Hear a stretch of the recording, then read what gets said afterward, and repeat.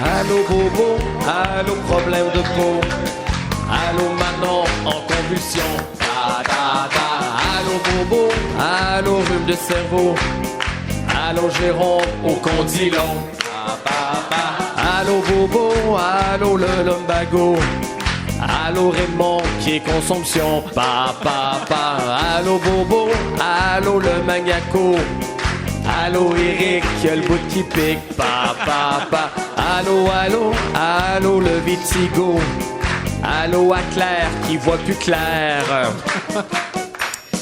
Allô!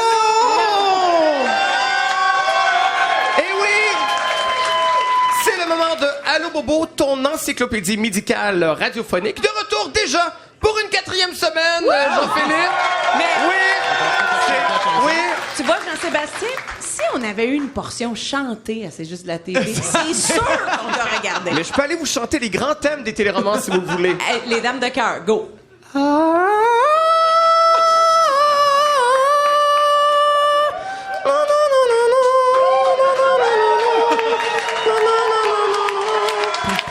Tu es engagé. Yeah!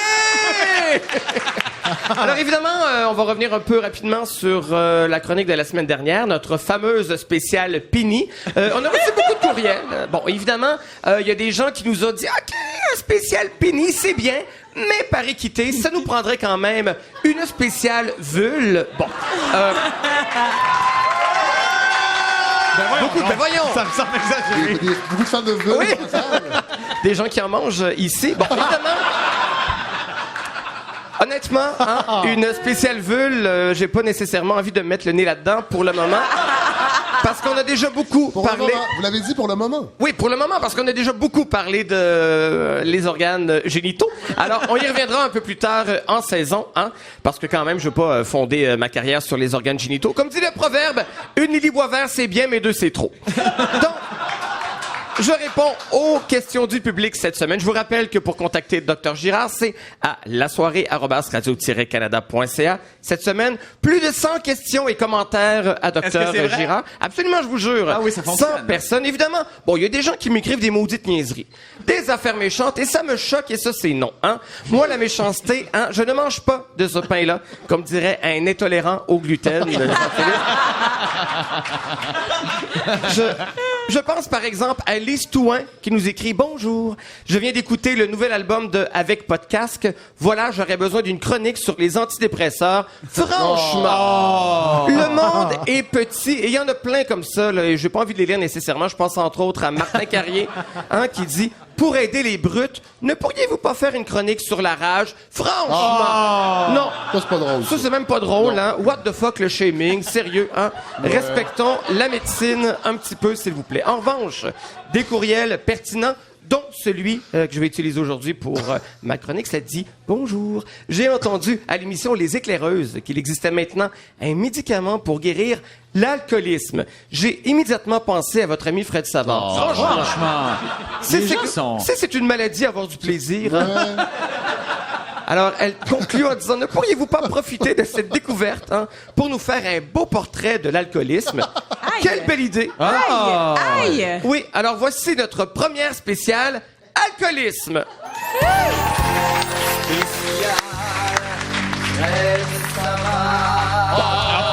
Évidemment, on a trafiqué ma voix C'est et je poche. trouve pas ça drôle du Ouais. tout. Je suis tellement en colère. Là. Alors oui, hein?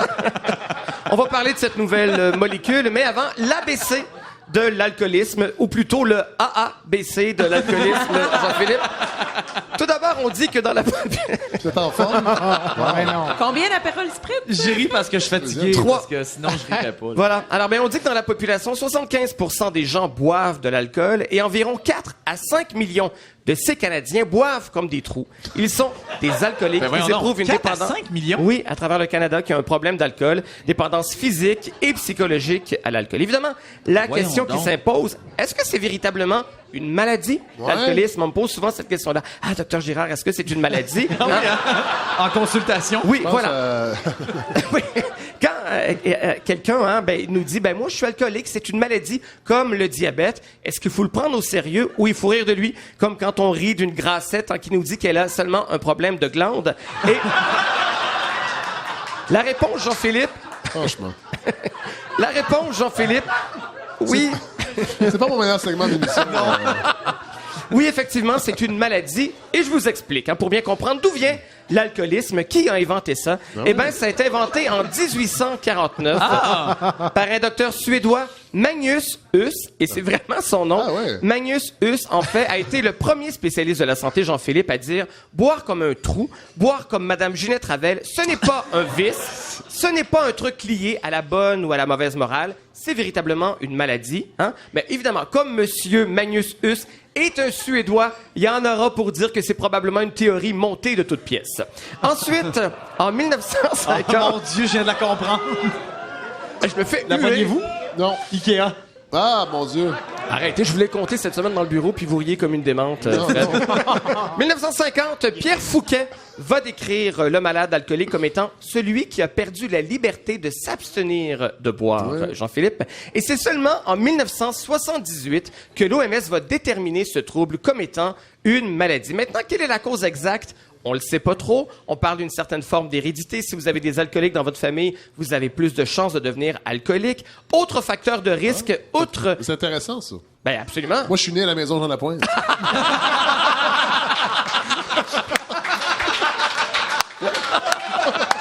On m'a dit que c'était une maison de naissance. Ah oui. De renaissance. Hein, d'une certaine façon. Bon, Bravo. voilà. Autre facteur de risque de l'alcoolisme, outre l'hérédité et la Gaspésie, on a... Non. Wow! Ça commence où, la Gaspésie? À Rivière-du-Loup?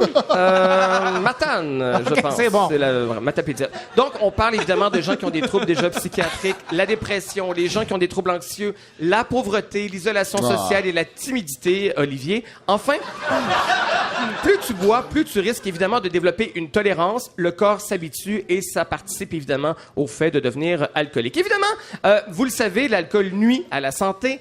C'est à peu près la cause de n'importe quelle maladie, l'arythmie, les lésions cérébrales, la diabète, les lésions cardiaques, une hypertension artérielle, etc., des ulcères d'estomac, la maladie de foie, la cirrhose, et je parle même pas des filles mères de Candiac qui fument pendant les grossesses, j'en connais évidemment. Maintenant, des signes que quelqu'un est alcoolique. On veut des fois le savoir, hein, c'est quoi les signes? Alors prenez ça en note. Il prend parfois de l'alcool le matin pour affronter la journée. Il va éprouver de la difficulté à moins boire. Il va passer son temps à dire « je vais cesser de boire », mais ça fonctionne pas. Il va tenter donc de slacker sa consommation et parfois il va faire des gaffes au travail, comme souhaiter en ondes la mort d'une vieille dame journaliste. Inversement, et ça c'est important de le dire, hein, il faut faire attention avant de conclure que quelqu'un a un problème d'alcool juste sur la base de quelques symptômes, ça peut être trompeur. Par exemple, cet été, je m'en vais à l'Ovarium pour un massage. Étais-tu en 2002? Non, il était sous. Cet été, en 2002. Voilà, le massothérapeute arrive. Au bout de quelques secondes, je me dis, ben tabarnak, le maudit cochon, il est sous-mort, hein? J'avais jamais entendu quelqu'un parler aussi mal. Ben non, finalement, il avait pas bu. Il était juste originaire du Nouveau-Brunswick, Jean-Philippe. Autre exemple. Il y a quelques années. On salue la famille de Lisa Leblanc. Ouais, exactement. Alors, mon père rentre à la maison il y a plusieurs années, il commence à parler tout croche. Franchement, papa, va t'en coucher, hein? T'es complètement sous. Ben finalement, 15 ans plus tard, il dort encore. C'était un AVC. Hein? Ça, c'est... C'est des situations bêtes, hein? Il faut être très prudent, hein? Avant de porter un jugement. Ouais.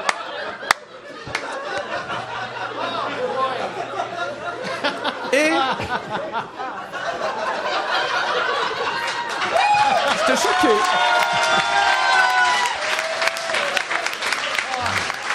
Ouais. Et enfin, un dernier exemple. Hein, la semaine dernière, je suis à Radio-Canada. Je vois une femme qui monte les escaliers tout croche. Je me dis, bon, une femme chaude. Ben non, elle était pas saoule. C'était juste la journaliste Isabelle Richer. Maintenant, qui est une collègue et amie, c'est pour ça que je me permets, évidemment. J'ai une amie qui a une bicyclette, alors ça me permet de faire ces blagues. Alors, évidemment, qu'est-ce qu'on fait quand on est alcoolique? Ben, on évite les tentations, on travaille pas dans un bar de 5 à 7 le week-end, on fait le ménage de sa vie, on consulte, on va voir un médecin, un psychologue, des groupes de soutien si nécessaire, les alcooliques anonymes. Si vous êtes une personnalité publique comme nous, vous pouvez ouvrir une maison de désintoxication qui va porter votre nom et continuer à boire. À propos de ce médicament dont on a parlé justement cette semaine... Ben oui, on va-tu finir cette chronique-là? Aux éclaireuses, Jean-Philippe, effectivement, il paraît qu'il y a ce qu'on appelle le baclofen, une molécule utilisée comme un relaxant musculaire à la base et qui pourrait aider les alcooliques à réduire leur taux de consommation. C'est le résultat, en fait, de 3 recherches cliniques qui ont été présentées à Berlin. Alors, si vous voulez plus de détails, consultez le site des éclaireuses. Mais attention, écoutez les éclaireuses sur une base régulière, c'est un déclencheur d'alcoolisme. J'avais peur parce que quand tu parlais de baclofen, mon mari acquiesçait. Ben oui, il avait je voyais- vraiment l'air mais- de comprendre. Joe Walker, yes. Non, mais je pensais que c'était aussi un ingrédient dans la marijuana aussi. Ça se peut très bien, hein. Ouais, ça se Mais peut. évidemment, je pense qu'à mon sens, le meilleur remède contre l'alcoolisme, c'est de boire de l'alcool, noyer son alcool dans l'alcool pour oublier tout simplement. Et c'est pour la raison que ce soir, c'est le grand retour de Vanna qui va nous apporter des shooters pour tout le monde.